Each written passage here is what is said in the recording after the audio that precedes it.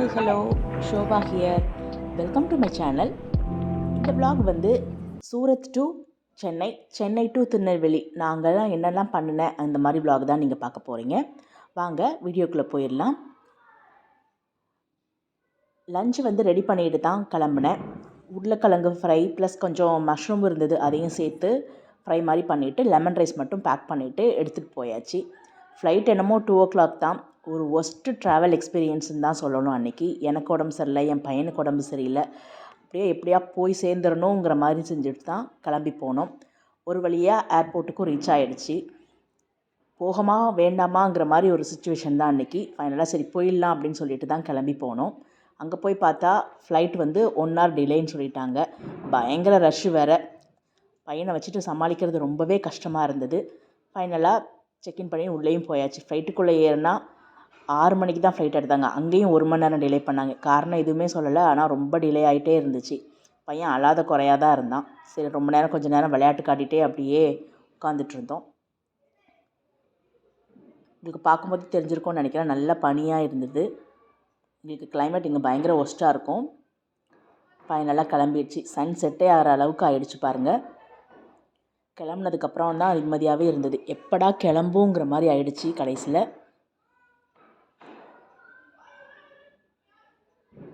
பையன் தூங்குவான்னு பார்த்தா தூக்கமும் வரலன்ட்டான். ஒரே வாமிட்டு. எனக்கும் உடம்பு சரியில்லை. ஒரு வழியாக போய் சேரணும் அப்படிங்கிற மாதிரி தான் அந்த சுச்சுவேஷனாக இருந்தது. எப்படா சென்னை வருவோம் அந்த மாதிரி தான் இருந்தது. ஒரே அழுக வர பையன். அவங்க பெரியம்மா வீட்டுக்கெலாம் போகணுன்னு சொல்லி கொஞ்சம் கொஞ்சமாக சமாதானப்படுத்திட்டு தான் இருந்தோம். அன்றைக்கி நைட்டே திருநெல்வேலிக்கு போகணுன்னு பிளான் பண்ணி டிக்கெட்லாம் புக் பண்ணி அப்படியே கேன்சல் பண்ணிட்டோம். சென்னையிலே தங்குற மாதிரி ஆயிடுச்சு. அக்கா வீட்டிலே 1 week இருந்துட்டோம். ஃபைனலாக சென்னைன்னு பார்த்ததுக்கப்புறமா தான் கொஞ்சமே நிம்மதியாச்சு. இப்போ வந்துட்டோம், ஒரு வழியாக வந்து சேர்ந்துட்டோமேங்கிற மாதிரி இருந்தது. நீங்களும் இந்த மாதிரி எக்ஸ்பீரியன்ஸ் பண்ணியிருக்கீங்களான்னு சொல்லுங்கள். குழந்தைங்கள வச்சுட்டு ட்ராவல் பண்ணுறது ரொம்பவே கஷ்டம். பிளான் பண்ணினாலும் இந்த மாதிரி தான் ஆகுது, பிளான் பண்ணாமல் போனாலும் இந்த மாதிரி தான் ஆகுது. எங்களுக்கு என்னன்னே தெரியல. ஃபைனலாக சென்னை வந்துட்டோன்னு பையனுக்கு காட்டிக்கிட்டே வந்தோம்.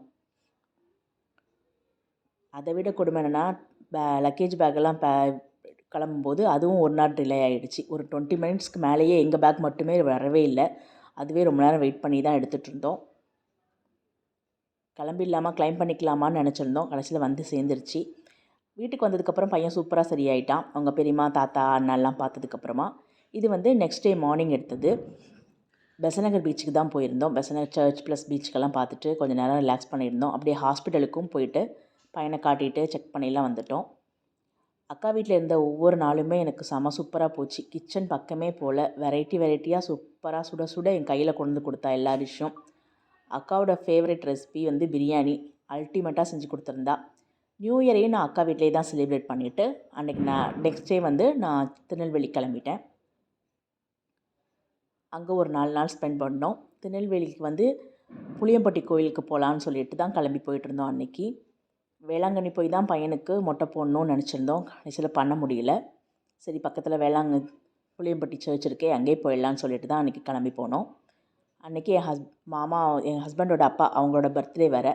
சரி அதே செலிப்ரேட் பண்ணிடலான்னு தான் கிளம்பினோம். வேன் பிடிச்சி கிளம்பினோம். ஒரு சூப்பரான ஒரு நல்ல மாஸ்லாம் அட்டன் பண்ணிவிட்டு பையன் ஜாலியாக விளாண்டுட்டு இருந்தான்.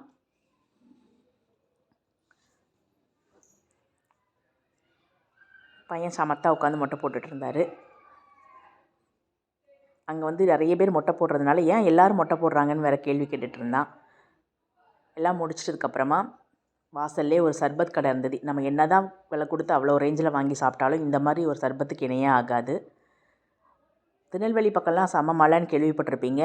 பார்க்கும்போதே தெரிஞ்சது. அவ்வளோ பாலம்லாம் இடிஞ்சு விழுந்து நிறைய லாஸ் ஆகிற மாதிரி தான் இருந்துச்சு. பார்க்கவே கஷ்டமாக இருந்தது. ஆனாலும் பார்த்திங்கன்னா பச்சை பசேன்னு இந்த வயல்லாம் பார்க்கும்போது அவ்வளோ அழகாக இருந்தது.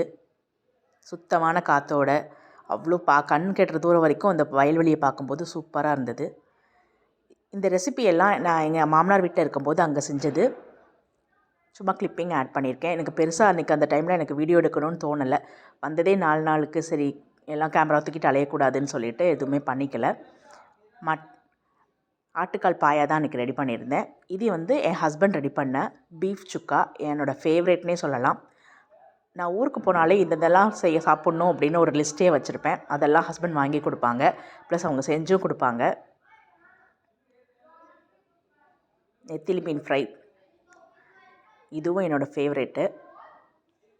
எவ்வளோ பெரிய சைஸில் இருக்குது பாருங்கள், செம்ம டேஸ்ட்டாக இருந்தது. இங்கெல்லாம் நான் இங்கே இருக்க ப்ளேஸில் கிடைக்காதுன்றதுனால என்னெல்லாம் எனக்கு பிடிக்குமோ அதெல்லாம் ஒரு லிஸ்ட்டே கொடுத்துருவேன். அதெல்லாம் வாங்கி கொடுத்துருவாங்க ஹஸ்பண்டும். இது வந்து என் மாமனாருக்கு பிடிச்ச ஒரு ரெசிபி, பச்சை சுண்டக்காய் வச்சு வத்த குழம்பு. நான் எப்போ போனாலும் இந்த ரெசிபியை கேட்பாங்க அவங்க. சரின்னு சொல்லிட்டு செஞ்சாச்சு. இது நீங்கள் சங்கு சதை நீங்கள் பார்த்துருப்பீங்களான்னு தெரில. பார்த்துருந்தீங்கன்னா எனக்கு கமெண்ட் பண்ணுங்கள். இது என்னோடய ஃப்ரெண்டோட அம்மா, என்னோடய அத்தை. அம்மான்னு தான் சொல்லணும் எனக்கு அவங்கள. அந்தளவுக்கு எனக்கு ரொம்ப பிடிக்கும். அவங்க வந்து நான் வந்திருக்கேன்னு தெரிஞ்ச உடனே வாங்கிட்டு வந்து கொடுத்தாங்க. இதை வந்து நல்லா அப்பளம் மாதிரி ஃப்ரை பண்ணிவிட்டு சால்ட் அண்ட் பெப்பர் விட்டு சாப்பிடும்போது வேறு லெவல் டேஸ்ட்டாக இருக்கும். ப்ளஸ் ரொம்ப ரொம்ப ஹெல்தி. நீங்கள் கிடச்சதுன்னா கண்டிப்பாக ட்ரை பண்ணுங்கள். தூத்துக்குடி, திருநெல்வேலி, திருச்செந்தூர் அந்த பக்கம் சைடில் இருக்கிறவங்களுக்கு கண்டிப்பாக அந்த ரெசிபி தெரிஞ்சிருக்கும். ரெசிபின்னு சொல்ல முடியாது, இது தெரிஞ்சிருக்கும். செம்ம டேஸ்ட்டாக இருக்கும் நீங்கள் சாதத்தோடு வச்சு சாப்பிடும்போது. சங்கு சதனே தெரியாது. இதெல்லாம் மோஸ்ட்லி எக்ஸ்போர்ட் ஆகிற இது தான். தெரிஞ்சவங்க மூலமாக நான் சொல்லி வச்சு வாங்கி கொடுப்பாங்க எனக்கு. எடுத்துகிட்டு வர முடியாது, ஃப்ளைட்டில் அலௌட் இல்லைனால நான் எடுத்துகிட்டு வரலை. ஒரு வழியாக அந்த திருநெல்வேலியும் முடிஞ்சுது. திருப்பி சரி ஒரு நாள் கிளம்பி அக்கா வீட்டுக்கு வந்து இருந்துட்டு அதுக்கப்புறமாவே ஃப்ளைட் எடுத்துக்கலாமேன்னு சொல்லிட்டு அதுக்கு முந்தின நாளே நாங்கள் கிளம்பிட்டோம்.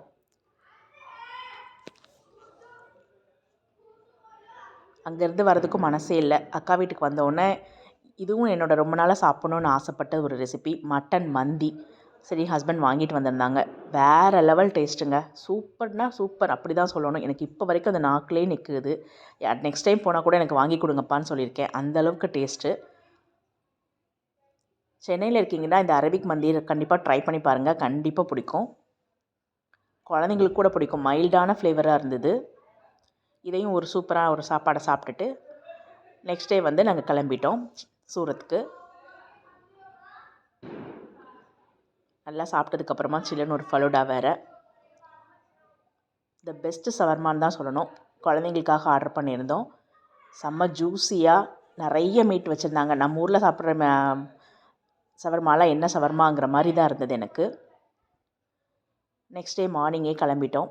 ஒரு 11 அந்த மாதிரி தான் எங்களுக்கு ஃப்ளைட்டு. சரின்ட்டு நம்ம காலையில் மட்டும் சாப்பிட்டுட்டு கிளம்பியாச்சு. வரதுக்கு மனசே இல்லை. எப்படா ஏன்டா போகிறோங்கிற மாதிரி தான் இருந்தது. இருந்தாலும் என்ன பண்ணுறது, நம்ம வேலையை நம்ம பார்த்து தானே ஆகணும்னு சொல்லிட்டு கிளம்பியாச்சு மனசை தேற்றிக்கிட்டு. என் பையனும் எப்போமா திருப்பி பெரியம்மா வீட்டுக்கு போகணும், தாத்தா வீட்டுக்கெலாம் போகணுன்னு கேட்டுக்கிட்டே வந்திருந்தான். இந்த வாட்டி லீவ் வந்து எங்களுக்கு சுத்தமாக இல்லவே இல்லைன்னு தான் சொல்லணும். பத்தவே இல்லை. ஃபுல்லாக உடம்பு சரியில்லை, அதுக்கு ஹாஸ்பிட்டல் அப்படின்னு போனதுனால எங்களுக்கு லீவே என்ஜாய் பண்ண முடியல. இந்த வெக்கேஷன்லேயும் ரொம்ப கஷ்டமாக போச்சுன்னு தான் சொல்லணும். எவ்வளோ ஜாலியாக பிளான் பண்ணோம், ஆனால் ஒன்றுமே நடக்கலை. என்னெல்லாமோ பண்ணணும்னு பிளான் பண்ணி வச்சுருந்தோம்.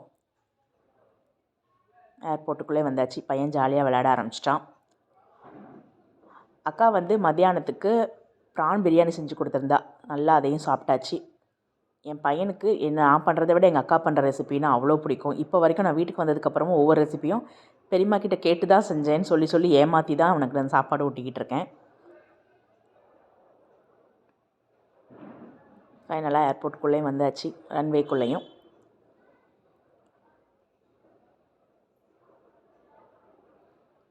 இப்போ மட்டும் கரெக்டாக ஃப்ளைட் வந்துடுச்சு. எந்த டிலேயும் ஆகலையேன்னு கொஞ்சம் வருத்தமாக தான் இருந்தது. என் ஹஸ்பண்ட்கிட்ட சொல்லிகிட்டே இருந்தேன்.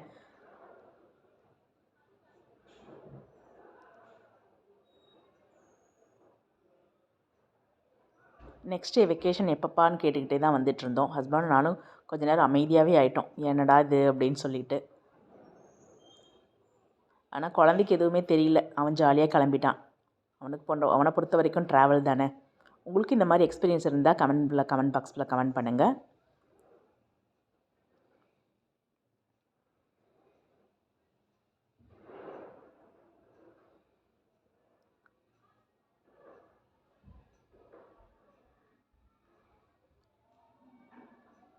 இவ்வளோ அழகான ஒரு சென்னையில் நம்ம ஊர் தாங்க. அதை எவ்வளோ மிஸ் பண்ணுறோன்னு வெளியில் ஊரில் இருக்கிறவங்களுக்கு மட்டுமே தெரியும். பிரியாணி சாப்பிட்ட மயக்கத்தில் என் பையன் நல்லா தூங்கிட்டான். ஒரு டீ மட்டும் வாங்கி குடிச்சிட்டு கொஞ்சம் நேரம் அப்படியே நானும் ரிலாக்ஸ் பண்ணிகிட்டு இருந்தேன்.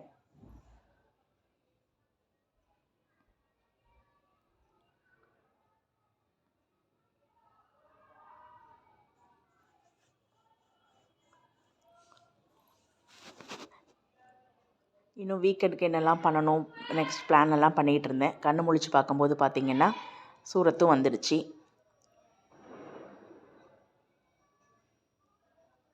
சூப்பரான மினி ஜெட்டெல்லாம் வந்திருந்தது. அதையும் கொஞ்சம் நேரம் பையனை காட்டிட்டு வேடிக்கை பார்த்துட்டு இருந்தோம். லக்கேஜும் கிளைம் பண்ணிவிட்டு எடுத்துகிட்டு வந்தாச்சு. சூப்பராக சூரத் ஏர்போர்ட்டை ரெடி பண்ணியிருக்காங்க. பார்க்கறதுக்கே சூப்பராக இருந்தது. ரொம்ப நாளாக கன்ஸ்ட்ரக்ஷன் நடந்துகிட்டு இருந்தது. இப்போ நல்லா சூப்பராக ஃபினிஷ் பண்ணியாச்சு. இந்த பில்டிங் பார்க்கும்போதெல்லாம் எனக்கு கப்பல் மாதிரியே தோணும். அதெல்லாம் எப்போ போனாலுமே அந்த பக்கம் போனால் இந்த வீடியோ எடுத்துருவேன். கொஞ்சம் நிப்பாட்டி தான் வந்தோம். வரும்போது நைட் ஆகிடுச்சு. ஃப்ளைட்டில் வர்றது கூட தெரியாது ட்ராவல் டிஸ்டன்ஸு. ஆனால் அந்த சூரத்துலேருந்து பரூச்சுக்கு வரும்போது அவ்வளோ டயர்டாக ரொம்ப அன்கம்ஃபர்டபுளாக தான் இருக்கும் எங்களுக்கு எப்போவுமே. நிப்பாட்டி ஒரு வழியாக பரூச்சும் வந்து சேர்ந்தாச்சு. என் பையன் பிஸி பரூச்சுன்னு சொல்லிக்கிட்டே வந்தான். நெக்ஸ்ட் டேலேருந்து ஸ்கூல் போகணுண்டான்னு சொன்னோன்னே சார் வந்து ரொம்ப சோகமாயிட்டார்.